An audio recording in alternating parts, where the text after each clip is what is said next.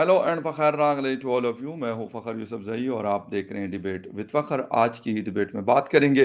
वैसे तो इज़राइल और फ़लस्तीन के दरमियान जो कॉन्फ्लिक्ट है उसको तकरीबन हफ़्ते से ज़्यादा हो चुका है और अभी तक जारी है। दुनिया के मुख्तलिफ़ कंट्रीज़ जिसमें यूएस है, सऊदी अरेबिया है, हिंदुस्तान है, पाकिस्तान भी अपने हिस्से अपना हिस्सा डाल रहा है कि यार किस तरीके से अगर कोई बात सुन ली जाए।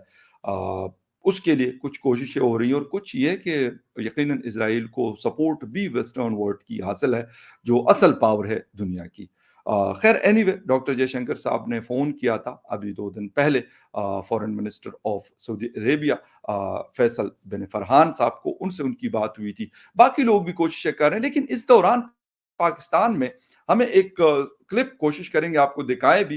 मियाँ नवाज़ शरीफ साहब के सन इन लॉ हैं, उनके दामाद हैं, मरियम नवाज़ साहिबा के हस्बैंड हैं कैप्टन रिटायर्ड सफदर मोहम्मद सफदर अवान साहब।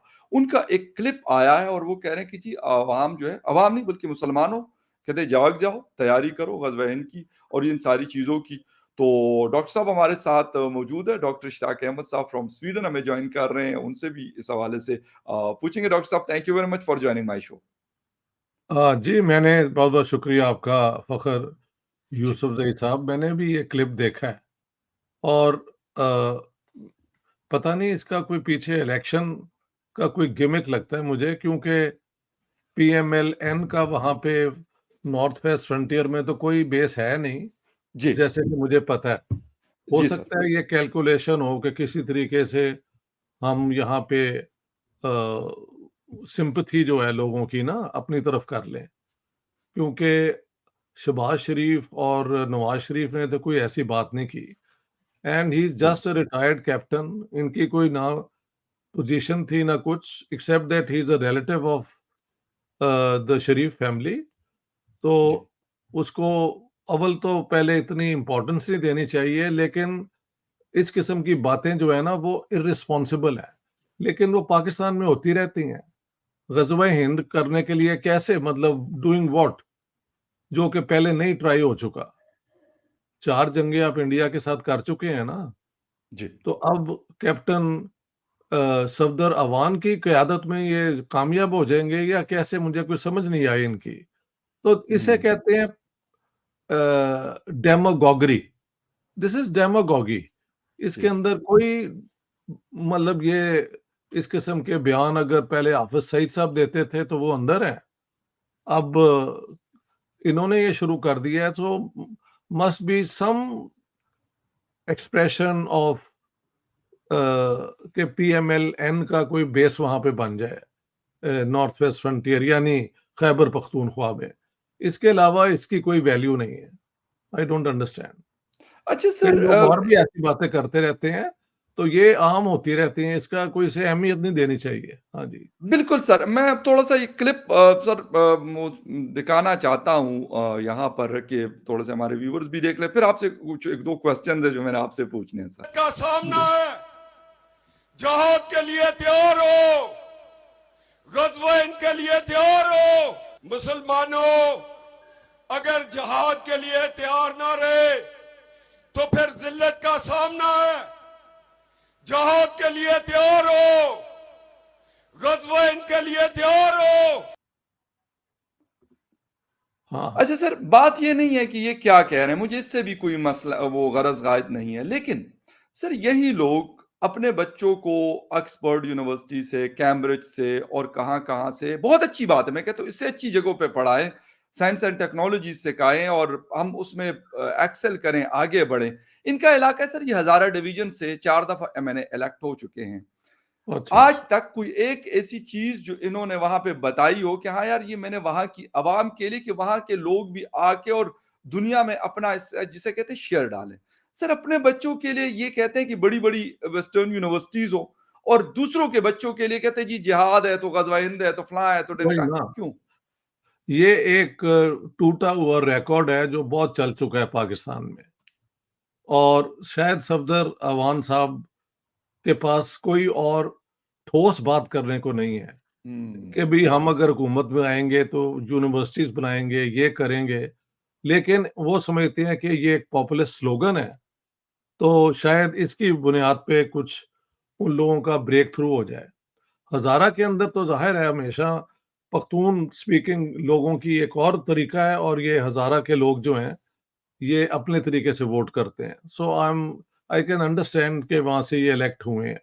But so what, is this is demagogy भई। For me this means nothing. वो यानी ये जिहाद किस तरह करेंगे ये लोगों को लेके? तो पहले नहीं किया, वो ट्राइबल जब आए थे कश्मीर के जिहाद करने के लिए तो क्या बना था? 47-48 में बिल्कुल, पाकिस्तान ने कश्मीर को अपना केस खराब करने में इस किस्म के कबायलियों को तो उसमें ठोंस बिल्कुल। दिया था। जी, मगर I mean this man Safdar Awan और whatever his name is, he is just a demagogue, that's all. Doesn't make any difference.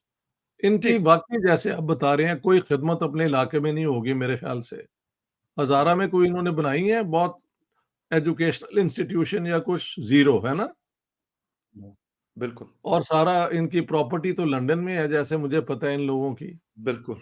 Yes तो सर, बस बिल्कुल, फिर बिल्कुल। जैसे आप बता रहे हैं, ठीक है हमने इसका नोटिस ले लिया, but these people don't matter, they mean अच्छा नथिंग। हाँ, अच्छा सर, मैं सिर्फ ये कहना चाह रहा हूँ कि ये दूसरे के बच्चों को इस तरह का चूरन बेचते हैं जो अब नहीं बिक रहा। बहुत अच्छी बात है कि अब लोग नहीं इसको खरीद रहे हैं। इसकी चीज़ शायद ज़्यादा अच्छी नहीं बिक रही, लेकिन ये फिर भी कोशिश कर रहे हैं कि शायद ये 20 साल या 30 साल जी, पहले वाला होगा और ये जी, जी। स्लोगन शायद बिकना शुरू हो जाए। लेकिन मैं ये कह रहा हूँ कि अपने बच्चों को हो, अगर ये इतनी बड़ी चीज़ है, इतना बड़ा काज़ है, तो उसके लिए तो सबसे पहले इनको जाना चाहिए, फिर अपने बच्चों को ले भेजना चाहिए, फिर हम जैसे आम लोगों को कहा जाए कि चले जी आप भी हमारे साथ नहीं, नहीं, वो आप लोग चलें। आम बच्चे जिहाद करें, इनके बच्चे वेस्टर्न यूनिवर्सिटीज़ में डिग्रीज़ लें, और वो भी पता नहीं कितनी पढ़ लिख के लेते हैं, कितनी अपनी कामयाबी से लेते हैं। ये शादी इनके बेटे की हुई थी, तो जी, वहाँ पे तो ये सारे इंडियन गाने गा रहे थे अपना। वो जो हैं मैडम, क्या नाम है मरियम, उनका? मरियम, उन्होंने भी बड़ा खूबसूरत गाया, आई लाइक्ड बिल्कुल। हर सिंगिंग, लेकिन वो गाना इंडियन था। तो उनके तो घर में भी जिहाद, वो ग़ज़वा हिंद वाली बात कोई नहीं है, जहाँ पे एक अपना कल्चर और एस्थेटिक्स की बात आ जाती है। तो बिल्कुल। ये लोग वो हैं जिनका ज़िंदगी में कोई कॉन्ट्रिब्यूशन नहीं है दूसरों के लिए।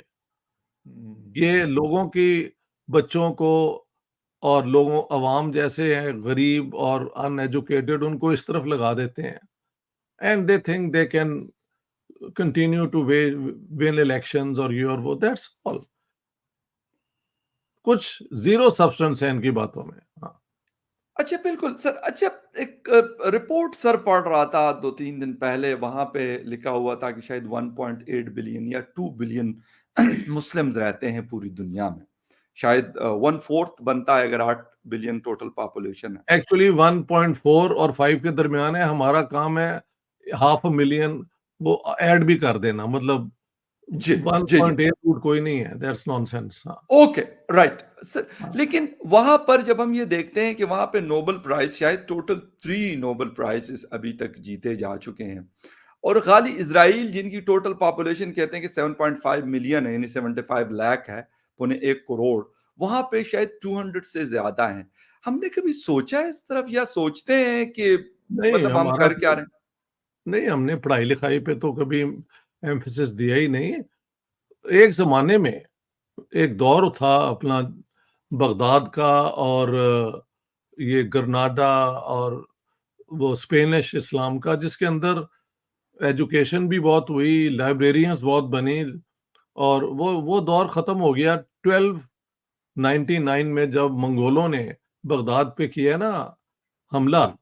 जी, उसके बाद दोबारा अरबों के अंदर से वो एक जो थी ना क्यूरोसिटी, वो ख़त्म हो गई और सब डिफेंसिव पे चले गए, और आज तक ये डिफेंसिव पे ही हैं। उस 1299 इज़ द टर्निंग पॉइंट, नहीं 1258 यार, sorry okay, 1258, let me correct, जी, 1258 the Mongols attacked and sacked Baghdad, और that's the end of the वो जो Arab leadership of the Muslim world. उसके बाद ये तुर्कों के हाथ में लीडरशिप चली गई। 1299 में जो बिल्कुल। थे वो सल्जूक तुर्क इमर्ज किए, बाद में ऑटोमन टर्क्स ने लीडरशिप ले ली। इधर पर्शिया के अंदर वो 16वीं सदी के शुरू में ये सफ़विद आ गए, जो ओरिजिनली एक सूफी मूवमेंट का हिस्सा थे, लेकिन वो टर्की से अपने आप को डिस्टिंग्विश करने के लिए उन्होंने शिया इस्लाम को अपना स्टेट रिलीजन बना दिया। तो ये बस सेक्टेरियनिज्म और फंडामेंटलिज्म से बाहर निकले नहीं हैं, उसी के अंदर फंसे हुए हैं। 1258 is the turning point with the destruction of Baghdad. उसके बाद अरबों में वो वाली जो थी ना एक लीडिंग रोल जी। इल्म का और ये का, वो खत्म हो गया। एक्चुअली उससे पहले ही हो गया हुआ था, तो इसीलिए जब हमला हुआ तो ये बिल्कुल एक फजूल दौर गुजर रहा था। सो 9th से लेके 7th नहीं, हाँ, yes, 8th century 9th century, ये 200 साल के अंदर जी। मुसलमानों की खासी कंट्रीब्यूशन है। उसके ओके। बाद ज़वाल शुरू हो जाता है और अरबों की कंट्रीब्यूशन है। उसके बाद I would say 1258 is the end of that era, and so no recovery after that. उसके बाद एम्पायर्स आती रहीं, मुगल एम्पायर, सफविद एम्पायर और हमारे यहाँ मुगल एम्पायर्स, ये बड़ी सल्तनत बनी। बिल्कुल। लेकिन ना कोई वो क्या कहते हैं टेक्नोलॉजी में इन्होंने इनोवेशन की, ना कोई साइंटिफिक ब्रेक थ्रू किए। हाँ, ठीक है, नॉर्थ अफ्रीका के अंदर वो जो फाउंडर हैं इब्ने रुश्द नहीं, इब्न हैशम। हैं? इब्न नहीं, हैशम। नहीं, इब्ने रुश्द तो थे ना, वो तो पहले की बात है, जी। जिन्होंने ये सोशियोलॉजी की बुनियाद रखी है। उनका नाम मुझे क्यों हर वक़्त भूल जाता है यार, इब्ने, वेल व्हाटएवर हिज नेम, जी। वो उन्होंने सोशियोलॉजी पे काम किया था। अ, क्या कहा जाता है उन्हें यार, I am so ji. Sad. जी, जी। ये मैं अगर if I find it out तो ये आप ओके, एडिट कर लेंगे ना? ओके, एडिट कर ओके। लेंगे? जी, जी, जी, जी। जी, जी। अच्छा, 1 मिनट, 1 मिनट।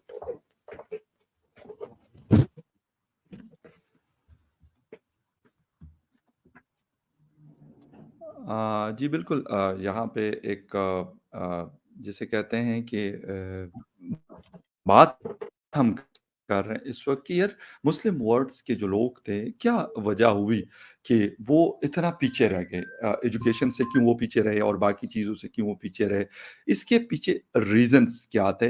ये बात डॉक्टर साहब जो हैं हमारे साथ इस वक़्त मौजूद है और वो ये बात कर रहे हैं कि ये हुआ क्यों? ये असल मुद्दा है कि हम पीछे क्यों रहे? हमने साइंस एंड टेक्नोलॉजीज़ अगर हमने 8th-9th सेंचुरी में हम थे, उसके बाद होना तो ये चाहिए था कि उसको हम आगे एक्सटेंड करते, बट अनफॉर्च्यूनेटली उस चीज़ों को हमने बिल्कुल जिसे कहते हैं कि साइड लाइन कर दिया। तो ख़ैर एनीवे देखते हैं कि और आगे हम क्या करते हैं। 58 मुस्लिम कंट्रीज़ है, लेकिन अनफॉर्च्यूनेटली साइंस एंड टेक्नोलॉजी में उस लेवल पे कभी नहीं पहुँचे जिस पे होना हाँ चाहिए जी। और कभी शायद प्रायोरिटी भी नहीं रही हम लोगों की। जी, जी, जी, डॉक्टर साहब, आप बात कर हाँ, रहे थे कि मुस्लिम इब्ने पीछे क्यों हैं? खुल्दून इब्न खुल्दून। इब्ने जी, खुल्दून ने जी, सोशियोलॉजी की स्टडी की कि किस तरह एक सिविलाइजेशन जो बहुत बढ़ जाती है, फिर उसके अंदर लाइफ ऑफ कंफर्ट और ईज़ आ जाती है, और फिर ओके। जो अभी कबायली होती हैं स्टेज में, वो फिर ऐसे शहरों पे हमला करके उनको डिस्ट्रॉय कर देती हैं और अपनी नई हुकूमत बना लेती हैं। तो इसे कहते हैं एक साइकिल, ओके। कि रूरल एरिया से जो है ना, लोग वो हमला करते हैं, लेकिन वो सारा कुछ दुनिया का कॉन्टेक्स्ट बदल गया है। लेकिन उन्होंने जो थ्योरी बनाई है ना इब्ने खुल्दून ने, उन्होंने कहा कि ये इसमें कोई मज़हब का रोल नहीं है, ये लोगों की वो कल्चरल जो है डेवलपमेंट पे डिपेंड करता है कि कितने आप ईज़ी लाइफ लीड करते हैं और कितनी आप जफ़ाकश लाइफ लीड हुँ, करते हैं। Okay. So Ibn Khaldun was the last great Muslim contributor to international standards of knowledge, और उनकी जो थ्योरी है फाइन। ना सोशियोलॉजी की, उसके बाद कॉम्ट और बाकी लोग आए हैं। बट बिल्कुल इब्ने सही। खुल्दून को माना जाता है कि सोशियोलॉजीज़ के जो बुनियादी असूल हैं उन्होंने एस्टेब्लिश किए, कि पहले राइट। सोसाइटी को अपना स्टडी करो, बजाए कि आप ये डिवाइन कोई आइडियाज की बात करें, इस तरह राइट। करके। अच्छा जी। डॉक्टर साहब एक चीज़ और है, इस वक़्त बातें हो रही है, कतर कुछ कह रहा है, ईरान कह रहा है कि अगर 24 घंटे तक ये ना हुआ तो हम ये कर लेंगे। Sir do you agree with all these statements कि हम लोग अपने आप को हमने पहचाना नहीं और हमारे कैप्टन सब रिटायर्ड सफदर साहब कह रहे हैं कि जी ज़लील हो रहे हैं, तो ज़लील हम अपने आप को खुद नहीं कर रहे कि हम इल्म से दूर हुए, नॉलेज से दूर हुए, साइंस ऐसे एंड ही टेक्नोलॉजी से दूर हुए? मैंने यही कहा है, जितना जी, पैसा अरबों के पास और ईरान के पास आया था, अगर ये वाक़ई उम्मा का बहुत दुःख रखते, तो मोस्ट मॉडर्न एजुकेशन और ये उसमें इन्वेस्ट करते। ठीक है, ईरान में मुझे बताया जाता है कि एजुकेशन का स्टैंडर्ड फिर भी ठीक है। लेकिन जहाँ पे एक आइडियोलॉजिकल मुल्लों की हुकूमत होगी ना, बिल्कुल, वहाँ बिल्कुल। पे आज़ादी फ़िक्र नहीं होगा। Yes sir. That's the problem. Iran is better in that way, लेकिन ईरान अब तो हुँ, ये जो है अरब एमिरेट्स और इधर यहाँ पे भी एजुकेशन पे ज़ोर है, मॉडर्न यूनिवर्सिटियाँ बन रही हैं। जी। आने वाले वक़्त में यहाँ पे भी चेंज आने का एक है। तो ये जो असल में ये हमास का अटैक जो है, मैंने इस पे अब 2-3 वीडियो बनाए हैं कि उनकी इस एक्टिविटी से को समझने के लिए कॉन्टेक्स्ट बड़ा इम्पोर्टेंट है कि जी, कैसे वो जो हैं ये नेतन्याहू की हुकूमत ने ऐसे हालात पैदा कर दिए कि उसमें से सिर्फ़ एक एक्सट्रीमिस्ट ही रिएक्शन हो सकता है। जी। लेकिन ये इस किस्म के रिएक्शन से अब क्या जाके अल्टीमेटली रिजल्ट सर निकलेगा, वी नुकसान डोंट नो। ज़्यादा नहीं हुआ इससे, मतलब जो फ़लस्तीन कॉज़ है उसको नुकसान ज़्यादा नहीं हुआ इंटरनेशनली, स्पेशली कि अगर हम बात करें कि वेस्टर्न वर्ल्ड पहले फिर भी थोड़ा बहुत सपोर्ट कर रही थी, अरब कंट्रीज़ भी कर रही थी। इस पैसे हमले देते से थे, जी, सिर्फ पैसे देते थे, लेकिन जी, सपोर्ट कोई नहीं थे कर रहे। जी, जी। वरना नेतन्याहू और इनकी हुकूमतों को क्यों इजाज़त दी कि वो वहाँ पे बनाती जाएँ वो ए, एक्सटेंशन सेटलर कॉलोनीज़ और ये और वो। America is the main a culprit in this situation. अगर अमेरिकन लीडरशिप दिखाएँ और वाक़ई एक इंसाफ की बुनियाद पे 2 स्टेट बन जाती, तो बात खत्म हो जाती। मुझे पूरा यकीन है इस पे। राइट। लेकिन अब नहीं बनी, तो फिर हमास जैसी जो ऑर्गनाइज़ेशंस हैं, उन्होंने इसके अंदर ये हरकत कर दी है। That's the tragedy. लेकिन सर एक स्कूल ऑफ थॉट तो ये भी कह रहा है कि जी हम तो यहाँ पे इज़राइल को मानते ही नहीं हैं। इज़राइल ये यहाँ वही पे है ना, कब्ज़ा हमास करके वाले। आया हुआ है। तो सर जी। लेकिन अगर हम मतलब पुरानी हिस्ट्री में चले जाएँ कि ये जगह क्रिश्चियंस के पास भी रही थी, ज्यूस के पास भी रही थी और अब एंड में मुस्लिम्स के पास भी रही थी। तो कैसे इसका फैसला होगा कि आप कहें कि आप नहीं, तो है ही नहीं भई आप सिरे से? नहीं, जो आप बता रहे हैं कि तीनों के पास रही थी ना, तो जी, अब वहाँ पे जो अरब हैं, फ़लस्तीनी, वो जी, क्रिश्चियन भी हैं और वो मुसलमान भी हैं और थोड़े से ज्यूज़ भी हैं बाय द वे, जी, जो पुराने ही रहते आ रहे हैं। और ये जो इनकमर आए हैं 48-47 के बाद, जी, इन इन 2 ग्रुप्स को आप 2 स्टेट्स दे दें, जो कि एक मैं समझता हूँ रीज़नेबल सॉल्यूशन है। जी, यही सॉल्यूशन है ना, या इज़राइल फिर सबको इक्वल्स राइट्स दे दे और अपना एक स्टेट बन जाए, जो कि फिर जो भी वहाँ रहते हैं उनकी सबकी हो। जी। एक लेकिन सेक्युलर इज़राइल बन जाए, अ, या 2 स्टेट्स बन जाएँ, मतलब दोनों फ़ॉर्मूले जो हैं वो वर्केबल हैं।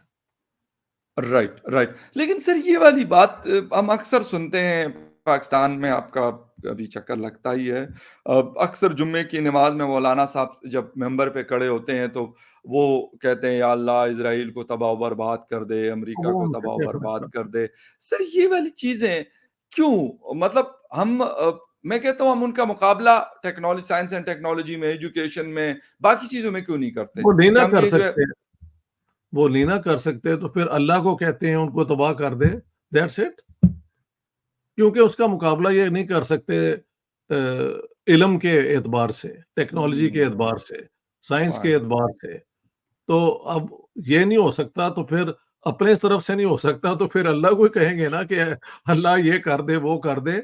अल्लाह अगर इनकी बातें मानता होता, तो सारी दुनिया में इनकी बातों की वजह से इस्लाम का बोलबाला होता तो वो तो नहीं है ना। तो जिस अल्लाह हम्म, से ये बात करते हैं शायद वो भी नाराज है इनसे, या इन चीजों के लिए अल्लाह की मदद नहीं होती, अपनी अकल की मदद होती है, और वो सही इनके वो ये इस्तेमाल नहीं कर सकते। ना पढ़ाई है, ना लिखाई है, ना टेक्नोलॉजी है, कुछ भी नहीं है। अच्छा सर, 2 चीज़ें एक तो जीव से नफ़रत और दूसरी जी। चीज़ ये कि ये जिस तरीके से कहते हैं कि जी हमें कोई कहता है हमें इजाज़त दे दे, हमें वहाँ जाने दिया जाए, तो हम पता नहीं क्या कर लेंगे। सर आपको लगता है कि ये तलवारों वाली जंग नहीं है, ये आज टेक्नोलॉजी की जंग है? अब एग्ज़ैक्टली। कैसे कंपैरिज़न करेंगे? दोनों के ऊपर आपका टेक सर चाहूँगा। नहीं, नहीं, बिल्कुल सही है। वरना अभी तक ईरान ने शुरू ना कर दी होती और हिज़्बुल्लाह ने। जंग तो जो होगी, वो टेक्नोलॉजी के एतबार से होगी। और हमारे ये लोग अगर अव्वल तो ये जाके वहाँ से बहाना यही करेंगे और वहाँ से भाग जाएँगे यूरोप की तरफ। वो हुँ। ये ये इनमें से कोई जाके वहाँ पे जान देने को तैयार नहीं है। हाँ, चंद सही, हो सकते हैं सिर फिरे, बट ये सब बातें हैं, यानी this is all nonsense. One shouldn't take it seriously. बल्कि पाकिस्तान को अब दुनिया में ये एक और बदनामी की वजह बन जाएगा। हुँ। इसकी कोई ज़रूरत नहीं है। अब लेट हिज़ हमास के सपोर्टर हिज़्बुल्लाह और ईरान है, let them sort it out कैसे वो हुँ। करते हैं। सही, सही, ठीक है सही, ना? सही, हाँ, हाँ। सही। अच्छा पाकिस्तान सर ਐਵੇਂ ਹੀ ਹਾਂ, ਨਾ ਲੈਣ ਨਾ ਦੇਣ ਉਹਨੂੰ ਕਹਿੰਦੇ ਨੇ ਪੰਜਾਬੀ ਚ। मान न मान मैं तेरा मेहमान सर। अच्छा सर, और हेट क्यों है सर? नफरत जीव से क्यों है इतनी? वजह क्या है इसके पीछे? नहीं, पहले तो नहीं थी, मैंने नहीं सुनी, ये तो जब इज़राइल बना है उसके बाद ही ये शुरू हुआ है, वरना अरबों के अंदर वो यहूदी भी रहते थे, इराक में, कायरो में, हर जगह पे रहते थे। तो वो हुँ, जब से ये फ़लस्तीन और ज़ायनिस्ट ज़ायनिस्टों के झगड़ा शुरू हुआ है, तब से इसका ज़िक्र ज़्यादा हो गया है।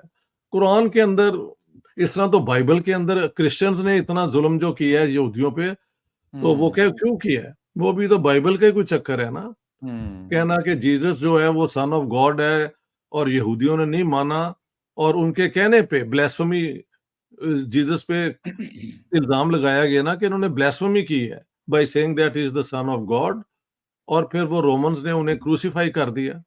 तो क्रिश्चियंस में जूस के मुतल्लिक बहुत हेट्रेड रहा है। अब जाके ये सेकंड वर्ल्ड वॉर के बाद ये सारा एटीट्यूड चेंज हुआ है। तो मुसलमानों में पहले इस तरह नहीं था जिस तरह अब हो गया है। ओके। सेकंड वर्ल्ड वॉर के बाद यूरोपियंस ने उसको उस थीम को खत्म कर दिया, और यहाँ पे ये थीम जो है वो एक मेजर थीम बन के आई। ऐसे है। बिल्कुल सही है सर। और क्योंकि ये 2-3 मेन बड़ी इम्पोर्टेंट चीज़ें थी जो आपसे डिस्कशन हमने की, और थैंक यू वेरी मच आपके टाइम के लिए। आपका शुक्रिया कि आपने शो जॉइन किया। And viewers, thank you very much for watching debate with Fakhar Yusufzai. किसी और डिबेट में आपसे फिर मुलाकात होगी, तब तक के लिए टेक केयर एंड बाय।